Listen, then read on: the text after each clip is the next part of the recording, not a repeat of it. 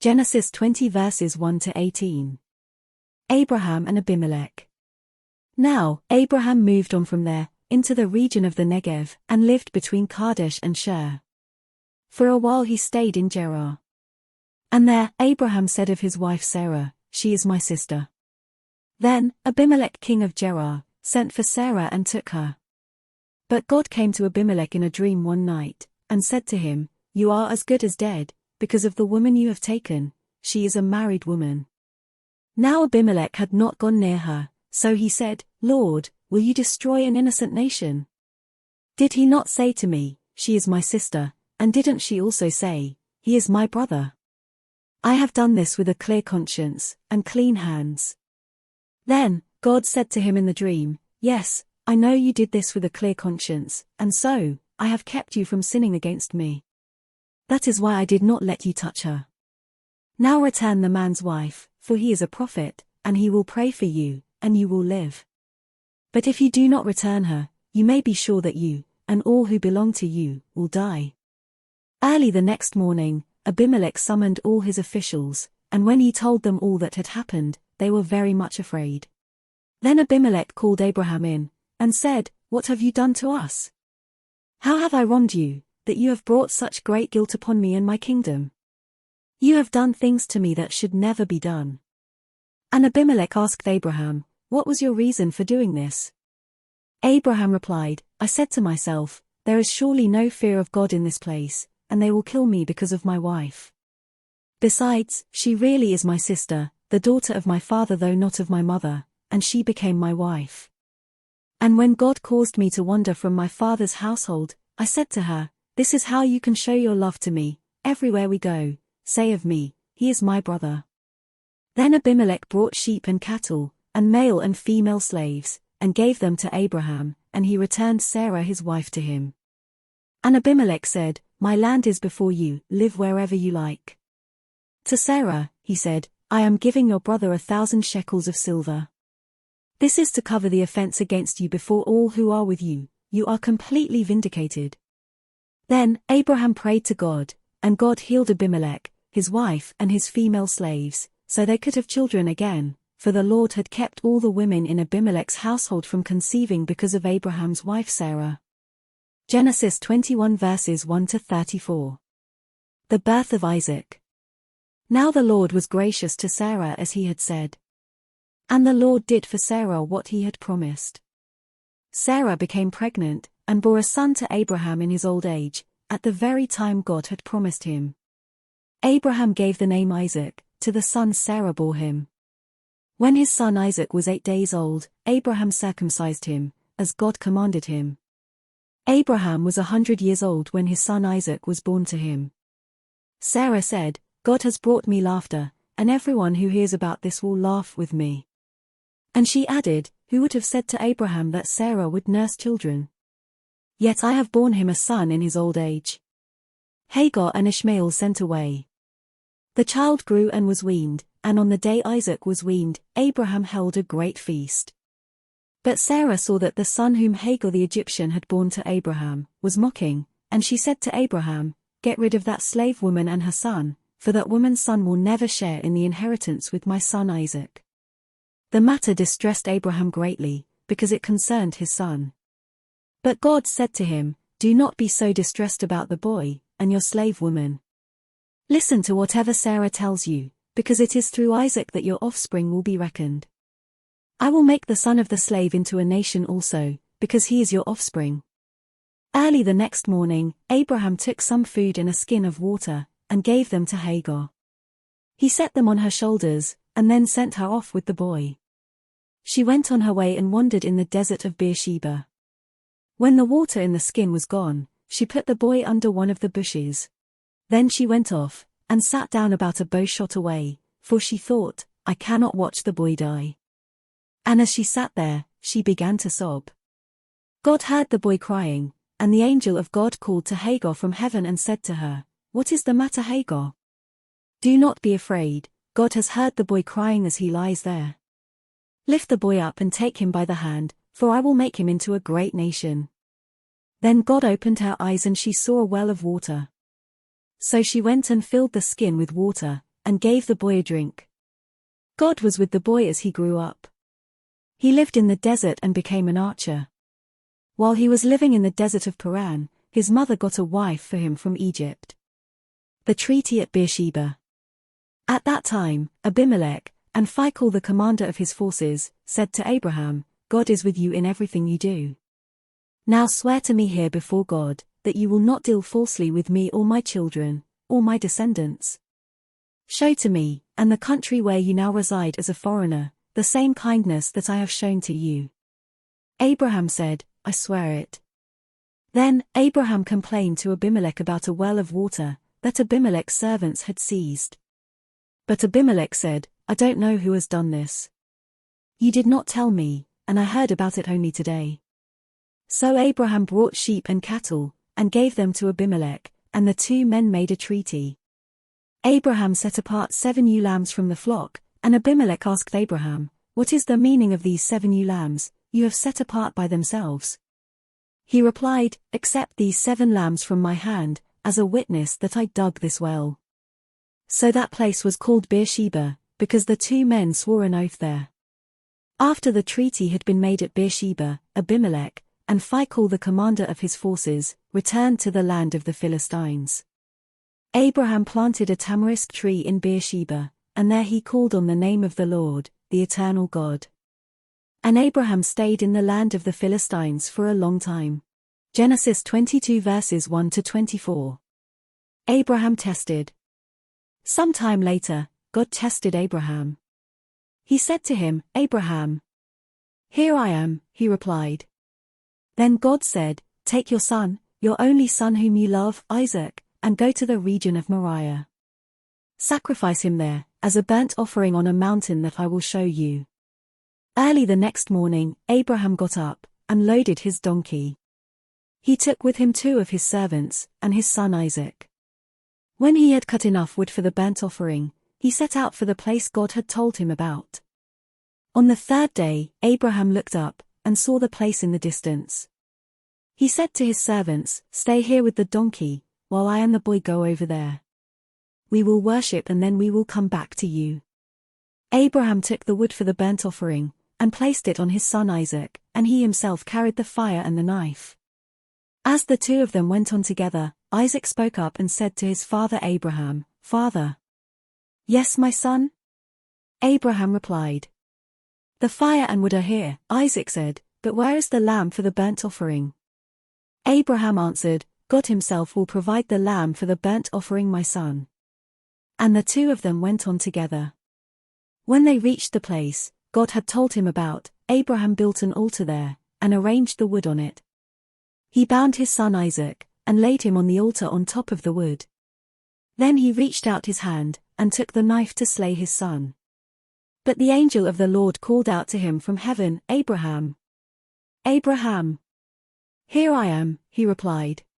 Do not lay a hand on the boy, he said. Do not do anything to him. Now I know that you fear God, because you have not withheld from me your son, your only son. Abraham looked up, and there in a thicket, he saw a ram caught by its horns. He went over and took the ram, and sacrificed it as a burnt offering instead of his son. So Abraham called that place, The Lord will provide. And to this day it is said, On the mountain of the Lord, it will be provided. The angel of the Lord called to Abraham from heaven a 2nd time and said, I swear by myself, declares the Lord, that because you have done this, and have not withheld your son, your only son, I will surely bless you, and make your descendants as numerous as the stars in the sky, and as the sand on the seashore. Your descendants will take possession of the cities of their enemies. And through your offspring, all nations on earth will be blessed because you have obeyed me. Then Abraham returned to his servants. And they set off together for Beersheba. And Abraham stayed in Beersheba. Nahor's sons. Some time later, Abraham was told, Milcah is also a mother, she has borne sons to your brother Nahor. Uzi the firstborn, Buz his brother, Kemuel, the father of Aram, Cust, Hazo, Pildash, Jidlaph and Bethuel. Bethuel became the father of Rebekah. Milcah bore these 8 sons to Abraham's brother Nahor. His concubine, whose name was Reumah, also had sons, Tebah, Gaam, Tahash and Maachah. Genesis 23 verses 1 to 20. The death of Sarah. Sarah lived to be 127 years old. She died at Kiriath Arba, that is Hebron in the land of Canaan. And Abraham went to mourn for Sarah and to weep over her. Then Abraham rose from beside his dead wife, and spoke to the Hittites. He said, I am a foreigner and stranger among you. Sell me some property for a burial site here, so that I can bury my dead. The Hittites replied to Abraham, Sir, listen to us. You are a mighty prince among us. Bury your dead in the choicest of our tombs. None of us will refuse you his tomb for burying your dead. Then Abraham rose and bowed down before the people of the land, the Hittites. He said to them, If you are willing to let me bury my dead, then listen to me, and intercede with Ephron, son of Zohar on my behalf, so that he will sell me the cave of Machpelah, which belongs to him, and is at the end of his field. Ask him to sell it to me for the full price, as a burial site among you. Ephron the Hittite was sitting among his people, and he replied to Abraham in the hearing of all the Hittites, who had come to the gate of his city. No, my lord, he said. Listen to me, I give you the field, and I give you the cave that is in it. I give it to you in the presence of my people. Bury your dead. Again Abraham bowed down before the people of the land, and he said to Ephron in their hearing, Listen to me, if you will. I will pay the price of the field. Accept it from me so that I can bury my dead there. Ephron answered Abraham, Listen to me my lord, the land is worth 400 shekels of silver, but what is that between you and me? Bury your dead. Abraham agreed to Ephron's terms and weighed out for him the price he had named in the hearing of the Hittites, 400 shekels of silver, according to the weight current among the merchants. So Ephron's field in Machpelah, near Mamre, both the field and the cave in it, and all the trees within the borders of the field, was legally made over to Abraham, as his property in the presence of all the Hittites, who had come to the gate of the city. Afterwards, Abraham buried his wife Sarah in the cave, in the field of Machpelah, near Mamre which is at Hebron, in the land of Canaan. So the field, and the cave in it were legally made over to Abraham, by the Hittites as a burial site. Genesis 24 verses 1 to 67. Isaac and Rebekah. Abraham was now very old. And the Lord had blessed him in every way. He said to the senior servant in his household, the one in charge of all that he had, Put your hand under my thigh. I want you to swear by the Lord, the God of heaven and the God of earth, that you will not get a wife for my son from the daughters of the Canaanites, among whom I am living. But will go to my country, and my own relatives and get a wife for my son Isaac. The servant asked him, What if the woman is unwilling to come back with me to this land? Shall I then take your son back to the country you came from? Make sure that you do not take my son back there, Abraham said. The Lord, the God of heaven, who brought me out of my father's household, and my native land, and who spoke to me and promised me on oath saying, To your offspring, I will give this land. He will send his angel before you, so that you can get a wife for my son from there. If the woman is unwilling to come back with you, then you will be released from this oath of mine. Only, do not take my son back there. So the servant put his hand under the thigh of his master Abraham, and swore an oath to him concerning this matter. Then the servant left, taking with him 10 of his master's camels, loaded with all kinds of good things from his master. He set out for Aram Naharaim, and made his way to the town of Nahor. He made the camels kneel down near the well outside the town. It was towards evening, the time the women go out to draw water. Then he prayed, Lord God of my master Abraham, make me successful today, and show kindness to my master Abraham. See, I am standing beside this spring, and the daughters of the townspeople are coming out to draw water. May it be that when I say to a young woman, Please let down your jar that I may have a drink, and she says, Drink, and I'll water your camels too, let her be the one you have chosen for your servant Isaac. By this, I will know that you have shown kindness to my master. Before he had finished praying, Rebekah came out with her jar on her shoulder. She was the daughter of Bethuel son of Milcah, who was the wife of Abraham's brother Nahor. The woman was very beautiful, a virgin, no man had ever slept with her. She went down to the spring, filled her jar and came up again. The servant hurried to meet her and said, "Please give me a little water from your jar." "Drink, my lord," she said, and quickly lowered the jar to her hands, and gave him a drink. After she had given him a drink, she said, "I'll draw water for your camels too, until they have had enough to drink." So, she quickly emptied her jar into the trough, ran back to the well to draw more water, and drew enough for all his camels. Without saying a word, the man watched her closely to learn whether or not the Lord had made his journey successful. When the camels had finished drinking, the man took out a gold nose ring weighing a beaker, and 2 gold bracelets weighing 10 shekels. Then he asked, "Whose daughter are you? Please tell me. Is there room in your father's house for us to spend the night?" She answered him, "I am the daughter of Bethuel, the son that Milcah bore to Nahor." And she added, "We have plenty of straw and fodder, as well as room for you to spend the night." Then, the man bowed down, and worshipped the Lord saying, "Praise be to the Lord, the God of my master Abraham, who has not abandoned his kindness and faithfulness to my master. As for me, the Lord has led me on the journey to the house of my master's relatives." The young woman ran and told her mother's household about these things. Now, Rebekah had a brother named Laban, and he hurried out to the man at the spring. As soon as he had seen the nose ring, and the bracelets on his sister's arms, and had heard Rebekah tell what the man said to her, he went out to the man and found him standing by the camels near the spring. "Come, you who are blessed by the Lord," he said. "Why are you standing out here? I have prepared the house and a place for the camels." So the man went to the house, and the camels were unloaded. Straw and fodder were brought for the camels, and water for him and his men to wash their feet. Then food was set before him, but he said, "I will not eat, until I have told you what I have to say." "Then tell us," Laban said. So he said, "I am Abraham's servant. The Lord has blessed my master abundantly, and he has become wealthy. He has given him sheep and cattle, silver and gold, male and female servants, and camels and donkeys. My master's wife Sarah has borne him a son in her old age, and he has given him everything he owns. And my master made me swear an oath and said, 'You must not get a wife for my son from the daughters of the Canaanites, in whose land I live. But go to my father's family, and to my own clan, and get a wife for my son.' Then I asked my master, 'What if the woman will not come back with me?' He replied, 'The Lord, before whom I have walked faithfully, will send his angel with you and make your journey a success, so that you can get a wife for my son from my own clan, and from my father's family. You will be released from my oath if, when you go to my clan, they refuse to give her to you, then you will be released from my oath.'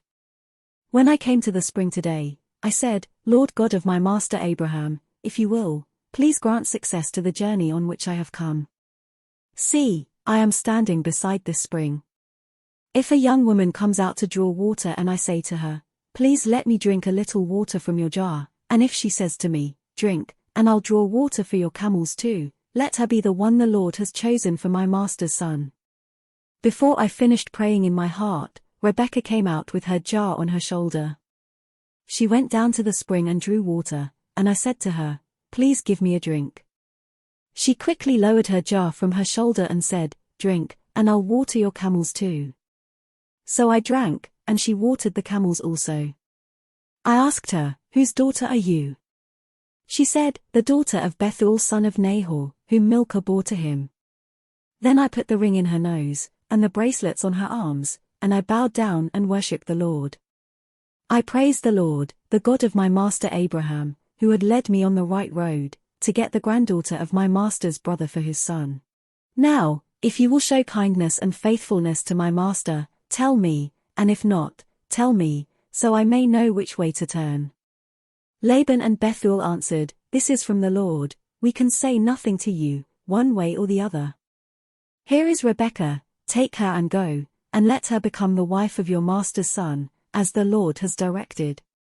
When Abraham's servant heard what they said, he bowed down to the ground before the Lord.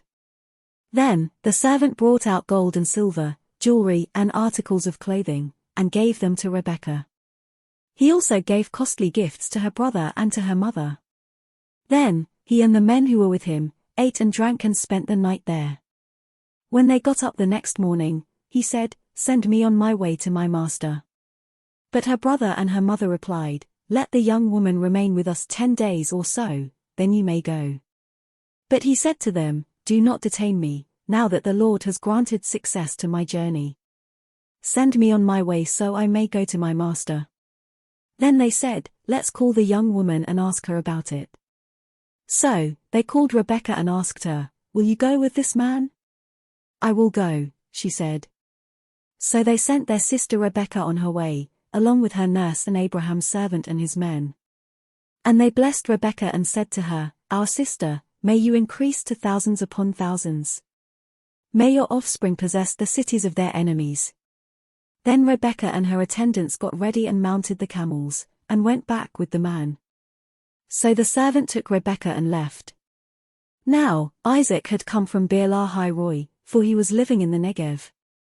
He went out to the field one evening to meditate, and as he looked up, he saw camels approaching. Rebekah also looked up and saw Isaac. She got down from her camel, and asked the servant, "Who is that man in the field coming to meet us?"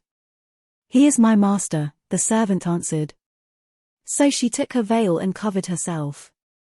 Then, the servant told Isaac all he had done. Isaac brought her into the tent of his mother Sarah, and he married Rebekah. So she became his wife, and he loved her, and Isaac was comforted after his mother's death. Genesis 25 verses 1 to 34. The death of Abraham. Abraham had taken another wife, whose name was Keturah. She bore him Zimran, Jokshan, Medan, Midian, Ishbak and Shua. Jokshan was the father of Sheba and Dedan. The descendants of Dedan were the Asherites, the Letushites and the Lumites. The sons of Midian were Ephah, Hanok, Arbida and Eldar. All these were descendants of Keturah. Abraham left everything he owned to Isaac. But while he was still living, he gave gifts to the sons of his concubines, and sent them away from his son Isaac to the land of the east. Abraham lived 175 years. Then Abraham breathed his last, and died at a good old age, an old man and full of years, and he was gathered to his people. His sons Isaac and Ishmael buried him in the cave of Machpelah, near Mamre, in the field of Ephron son of Zohar the Hittite, the field Abraham had bought from the Hittites. There Abraham was buried with his wife Sarah. After Abraham's death, God blessed his son Isaac, who then lived near Beer-lahai-roi. Ishmael's sons. This is the account of the family line of Abraham's son Ishmael, whom Sarah's slave, Hagar the Egyptian, bore to Abraham. These are the names of the sons of Ishmael, listed in the order of their birth: Nebaioth the firstborn of Ishmael, Kedar, Adbil, Mibsam, Mishma, Duma, Massa, Hadad, Tema, Jether, Naphish and Kedma. These were the sons of Ishmael, and these are the names of the 12 tribal rulers according to their settlements and camps. Ishmael lived 137 years. He breathed his last and died, and he was gathered to his people. His descendants settled in the area from Havilah to Shur, near the eastern border of Egypt, as you go towards Asher. And they lived in hostility towards all the tribes related to them. Jacob and Esau. This is the account of the family line of Abraham's son, Isaac. Abraham became the father of Isaac. And Isaac was 40 years old when he married Rebekah, daughter of Bethuel the Aramean from Paddan Aram, and sister of Laban the Aramean. Isaac prayed to the Lord on behalf of his wife, because she was childless. The Lord answered his prayer, and his wife Rebekah became pregnant. The babies jostled each other within her, and she said, "Why is this happening to me?" So she went to inquire of the Lord. The Lord said to her, "2 nations are in your womb, and 2 peoples from within you will be separated. One people will be stronger than the other, and the elder will serve the younger." When the time came for her to give birth, there were twin boys in her womb. The first to come out was red, and his whole body was like a hairy garment, so they named him Esau. After this, his brother came out, with his hand grasping Esau's heel, so he was named Jacob. Isaac was 60 years old when Rebekah gave birth to them. The boys grew up. And Esau became a skillful hunter, a man of the open country, while Jacob was content to stay at home among the tents. Isaac, who had a taste for wild game, loved Esau, but Rebekah loved Jacob. Once, when Jacob was cooking some stew, Esau came in from the open country, famished.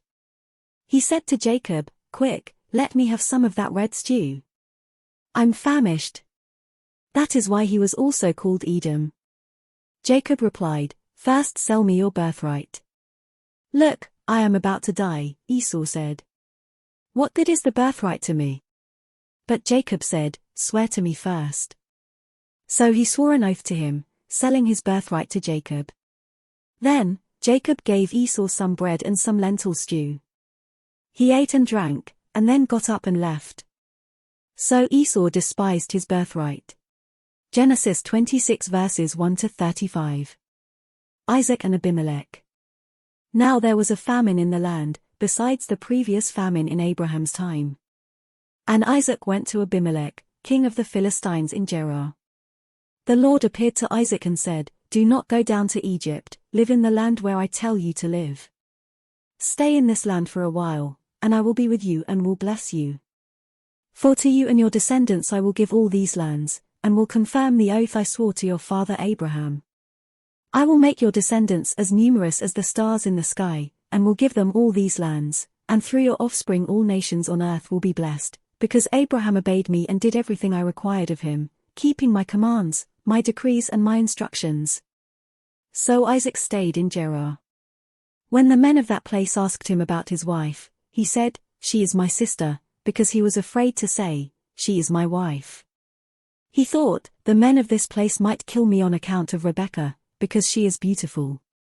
When Isaac had been there a long time, Abimelech king of the Philistines looked down from a window and saw Isaac caressing his wife Rebekah. So Abimelech summoned Isaac and said, "She is really your wife. Why did you say, 'She is my sister'?" Isaac answered him, "Because I thought I might lose my life on account of her." Then Abimelech said, "What is this you have done to us? One of the men might well have slept with your wife, and you would have brought guilt upon us." So Abimelech gave orders to all the people, "Anyone who harms this man or his wife shall surely be put to death." Isaac planted crops in that land, and the same year reaped 100-fold, because the Lord blessed him. The man became rich, and his wealth continued to grow until he became very wealthy. He had so many flocks and herds and servants, that the Philistines envied him. So, all the wells that his father's servants had dug in the time of his father Abraham, the Philistines stopped up, filling them with earth. Then Abimelech said to Isaac, "Move away from us, you have become too powerful for us." So Isaac moved away from there and camped in the valley of Gerar, where he settled. Isaac reopened the wells that had been dug in the time of his father Abraham, which the Philistines had stopped up after Abraham died, and he gave them the same names his father had given them. Isaac's servants dug in the valley, and discovered a well of fresh water there. But the herdsmen of Gerar quarreled with those of Isaac and said, "The water is ours." So he named the well Esek, because they disputed with him. Then they dug another well, but they quarreled over that one also, so he named it Sitnah. He moved on from there, and dug another well, and no one quarreled over it. He named it Rehoboth, saying, "Now the Lord has given us room, and we will flourish in the land." From there, he went up to Beersheba. That night, the Lord appeared to him and said, "I am the God of your father Abraham. Do not be afraid, for I am with you. I will bless you and will increase the number of your descendants, for the sake of my servant Abraham." Isaac built an altar there, and called on the name of the Lord. There, he pitched his tent, and there, his servants dug a well. Meanwhile, Abimelech had come to him from Gerar, with Ahuzath his personal adviser and Phicol the commander of his forces. Isaac asked them, "Why have you come to me, since you were hostile to me and sent me away?" They answered, "We saw clearly that the Lord was with you, so we said, there ought to be a sworn agreement between us and you. Let us make a treaty with you that you will do us no harm, just as we did not harm you, but always treated you well, and sent you away peacefully. And now you are blessed by the Lord." Isaac then made a feast for them, and they ate and drank. Early the next morning, the men swore an oath to each other. Then Isaac sent them on their way, and they went away peacefully. That day Isaac's servants came and told him about the well they had dug. They said, "We've found water." He called it Shiva, and to this day the name of the town has been Beersheba. When Esau was 40 years old, he married Judith, daughter of Beeri the Hittite, and also Basemath, daughter of Elon the Hittite. They were a source of grief to Isaac and Rebekah. Genesis 27 verses 1 to 46. Jacob takes Esau's blessing. When Isaac was old, and his eyes were so weak that he could no longer see, he called for his elder son Esau and said to him, "My son." "Here I am," he answered. Isaac said, "I am now an old man, and don't know the day of my death. Now then, get your equipment, your quiver and bow, and go out to the open country to hunt some wild game for me. Prepare me the kind of tasty food I like, and bring it to me to eat, so that I may give you my blessing before I die." Now Rebekah was listening as Isaac spoke to his son Esau. When Esau left for the open country, to hunt game and bring it back, Rebekah said to her son Jacob, "Look, I overheard your father say to your brother Esau, 'Bring me some game, and prepare me some tasty food to eat, so that I may give you my blessing, in the presence of the Lord, before I die.'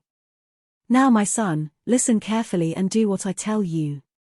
Go out to the flock, and bring me 2 choice young goats, so that I can prepare some tasty food for your father, just the way he likes it. Then take it to your father to eat, so that he may give you his blessing, before he dies." Jacob said to Rebekah his mother, "But my brother Esau is a hairy man, while I have smooth skin. What if my father touches me? I would appear to be tricking him, and would bring down a curse on myself, rather than a blessing." His mother said to him, "My son, let the curse fall on me. Just do what I say, go and get them for me." So he went and got them, and brought them to his mother, and she prepared some tasty food, just the way his father liked it. Then, Rebekah took the best clothes of her elder son Esau, which she had in the house, and put them on her younger son Jacob. She also covered his hands and the smooth part of his neck, with the goatskins. Then, she handed to her son Jacob, the tasty food and the bread she had made. He went to his father and said, "My father." "Yes, my son," he answered. "Who is it?" Jacob said to his father, "I am Esau your firstborn. I have done as you told me.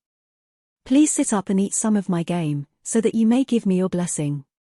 Isaac asked his son, "How did you find it so quickly, my son?"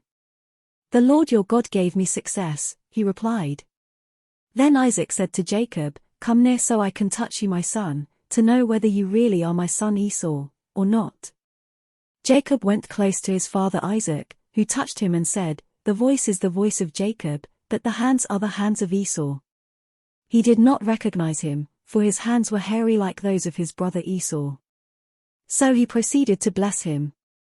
"Are you really my son Esau?" he asked. "I am," he replied.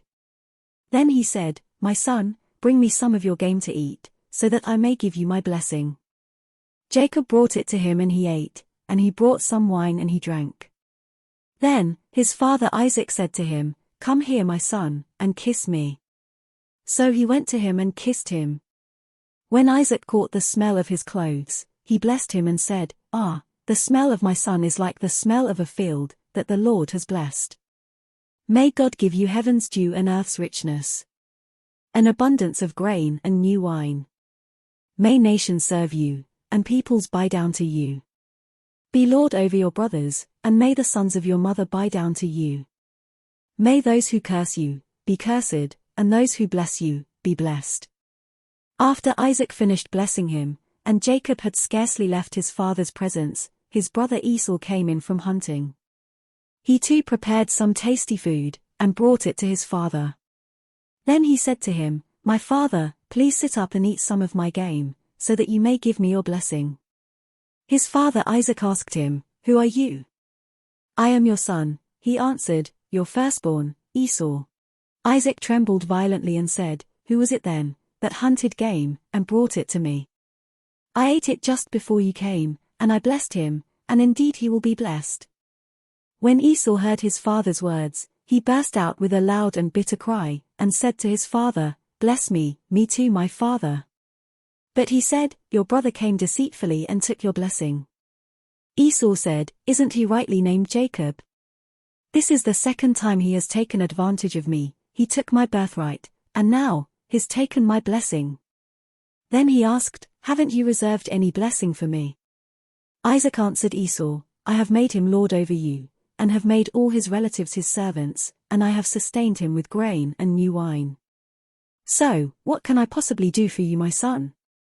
Esau said to his father, "Do you have only one blessing, my father? Bless me too, my father." Then Esau wept aloud. His father Isaac answered him, "Your dwelling will be away from the earth's richness, away from the dew of heaven above. You will live by the sword, and you will serve your brother. But when you grow restless, you will throw his yoke from off your neck." Esau held a grudge against Jacob, because of the blessing his father had given him. He said to himself, "The days of mourning for my father are near, then I will kill my brother Jacob." When Rebekah was told what her elder son Esau had said, she sent for her younger son Jacob and said to him, "Your brother Esau is planning to avenge himself by killing you. Now then, my son, do what I say, flee at once to my brother Laban in Haran. Stay with him for a while, until your brother's fury subsides. When your brother is no longer angry with you, and forgets what you did to him, I'll send word for you to come back from there. Why should I lose both of you in one day?" Then, Rebekah said to Isaac, "I'm disgusted with living because of these Hittite women. If Jacob takes a wife from among the women of this land, from Hittite women like these, my life will not be worth living." Genesis 28 verses 1 to 22. So, Isaac called for Jacob and blessed him. Then he commanded him, "Do not marry a Canaanite woman. Go at once to Paddan Aram, to the house of your mother's father Bethuel. Take a wife for yourself there, from among the daughters of Laban, your mother's brother. May God Almighty bless you and make you fruitful, and increase your numbers until you become a community of peoples. May He give you and your descendants the blessing given to Abraham, so that you may take possession of the land where you now reside as a foreigner, the land God gave to Abraham." Then Isaac sent Jacob on his way, and he went to Paddan Aram, to Laban son of Bethuel, the Aramean, the brother of Rebekah, who was the mother of Jacob and Esau. Now, Esau learned that Isaac had blessed Jacob, and had sent him to Paddan Aram to take a wife from there, and that when he blessed him he commanded him, "Do not marry a Canaanite woman." And that Jacob had obeyed his father and mother, and had gone to Paddan Aram. Esau then realized how displeasing the Canaanite women were to his father Isaac. So, he went to Ishmael and married Mahalath, the sister of Nebaioth, and daughter of Ishmael, son of Abraham, in addition to the wives he already had. Jacob's dream at Bethel. Jacob left Beersheba and set out for Haran. When he reached a certain place, he stopped for the night, because the sun had set. Taking one of the stones there, he put it under his head and laid down to sleep. He had a dream, in which he saw a stairway resting on the earth, with its top reaching to heaven, and the angels of God were ascending and descending on it. There above it stood the Lord, and he said, "I am the Lord, the God of your father Abraham and the God of Isaac. I will give you and your descendants the land on which you are lying. Your descendants will be like the dust of the earth. And you will spread out to the west and to the east, to the north and to the south. All peoples on earth will be blessed through you and your offspring. I am with you, and will watch over you wherever you go, and I will bring you back to this land. I will not leave you, until I have done what I have promised you."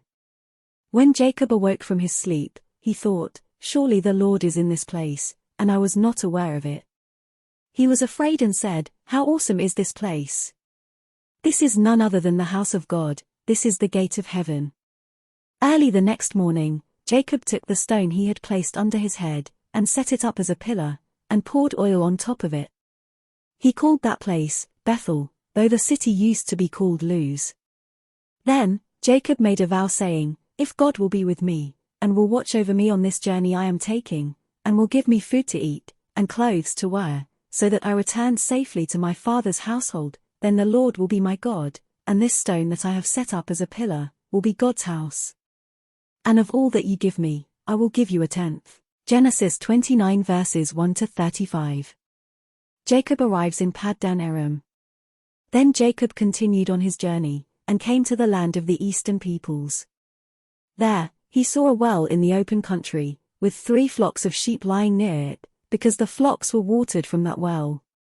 The stone over the mouth of the well was large. When all the flocks were gathered there, the shepherds would roll the stone away from the well's mouth, and water the sheep. Then, they would return the stone to its place over the mouth of the well. Jacob asked the shepherds, "My brothers, where are you from?" "We're from Haran," they replied. He said to them, "Do you know Laban, Nahor's grandson?" "Yes, we know him," they answered. Then, Jacob asked them, "Is he well?" "Yes, he is," they said. "And here comes his daughter Rachel with the sheep." "Look," he said, "the sun is still high, it is not time for the flocks to be gathered. Water the sheep and take them back to pasture."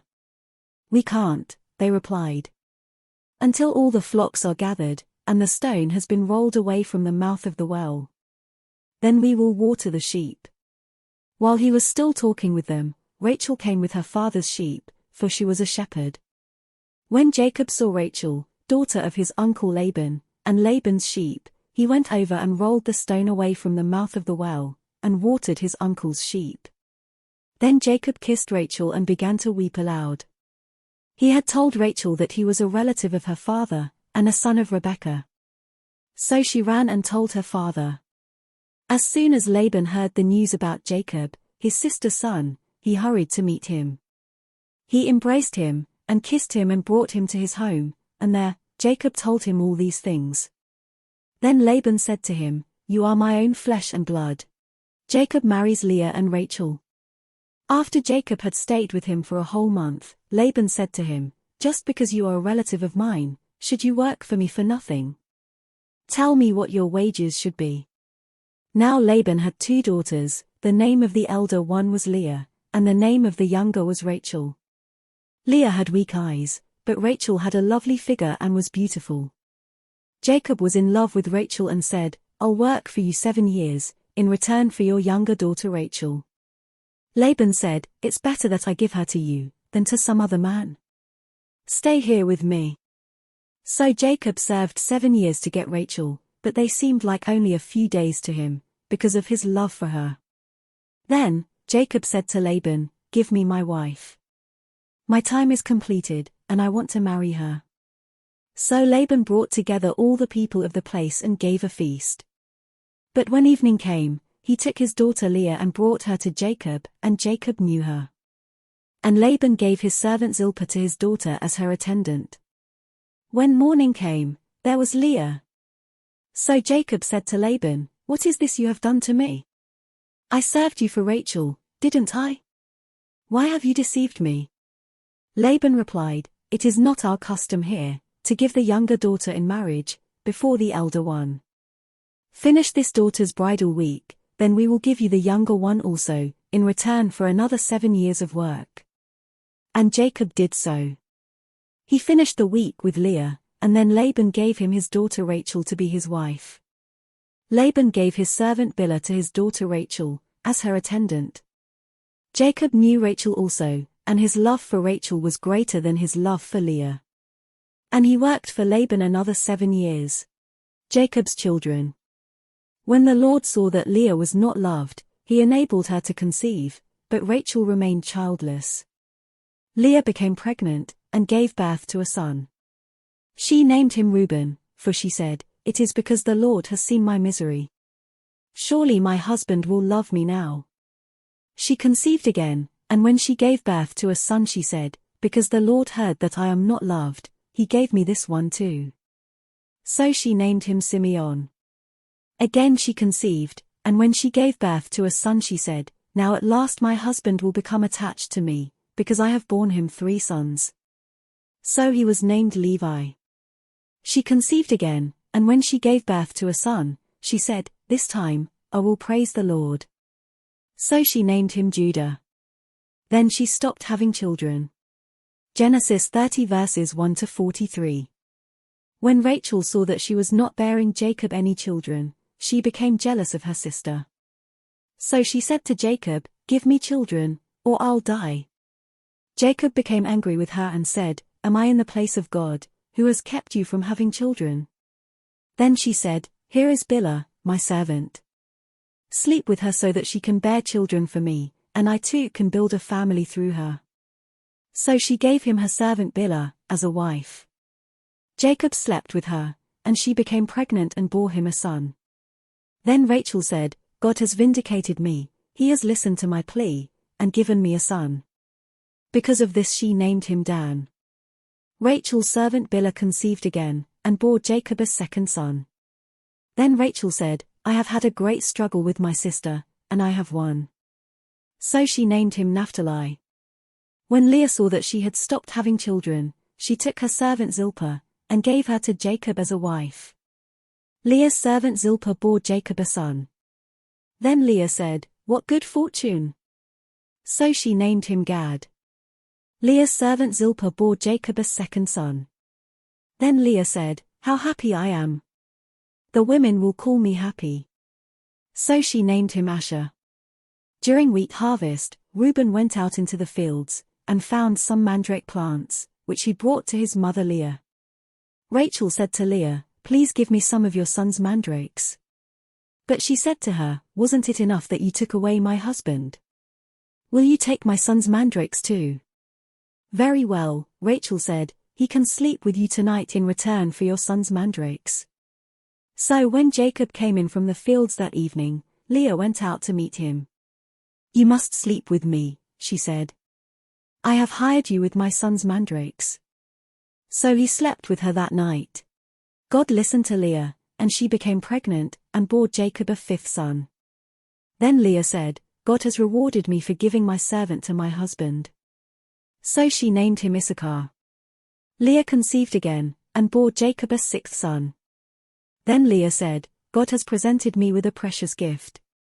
This time my husband will treat me with honor, because I have borne him 6 sons." So she named him Zebulun. Some time later, she gave birth to a daughter, and named her Dinah. Then God remembered Rachel, he listened to her and enabled her to conceive. She became pregnant and gave birth to a son and said, "God has taken away my disgrace." She named him Joseph, and said, "May the Lord add to me another son." Jacob's flocks increase. After Rachel gave birth to Joseph, Jacob said to Laban, "Send me on my way so that I can go back to my own homeland. Give me my wives and children, for whom I have served you, and I will be on my way. You know how much work I've done for you." But Laban said to him, "If I have found favor in your eyes, please stay. I have learned by divination that the Lord has blessed me because of you." He added, "Name your wages, and I will pay them." Jacob said to him, "You know how I have worked for you and how your livestock has fared under my care. The little you had before I came has increased greatly, and the Lord has blessed you wherever I have been. But now, when may I do something for my own household?" "What shall I give you?" he asked. "Don't give me anything," Jacob replied. "But if you will do this one thing for me, I will go on tending your flocks, and watching over them. Let me go through all your flocks today, and remove from them every speckled or spotted sheep, every dark-colored lamb and every spotted or speckled goat. They will be my wages. And my honesty will testify for me in the future, whenever you check on the wages you have paid me. Any goat in my possession that is not speckled or spotted, or any lamb that is not dark-colored, will be considered stolen." "Agreed," said Laban. "Let it be as you have said." That same day, he removed all the male goats that were streaked or spotted, and all the speckled or spotted female goats, all that had white on them, and all the dark-colored lambs, and he placed them in the care of his sons. Then he put a 3-day journey between himself and Jacob, while Jacob continued to tend the rest of Laban's flocks. Jacob, however, took fresh-cut branches from poplar, almond, and plane trees, and made white stripes on them, by peeling the bark, and exposing the white inner wood of the branches. Then, he placed the peeled branches in all the watering troughs, so that they would be directly in front of the flocks, when they came to drink. When the flocks were in heat and came to drink, they mated in front of the branches. And they bore young that were streaked, or speckled, or spotted. Jacob set apart the young of the flock by themselves, but made the rest face the streaked and dark-colored animals that belonged to Laban. Thus, he made separate flocks for himself, and did not put them with Laban's animals. Whenever the stronger females were in heat, Jacob would place the branches in the troughs in front of the animals so that they would mate near the branches, but if the animals were weak, he would not place them there. So the weak animals went to Laban, and the strong ones to Jacob. In this way, the man grew exceedingly prosperous, and came to own large flocks, and female and male servants, and camels, and donkeys.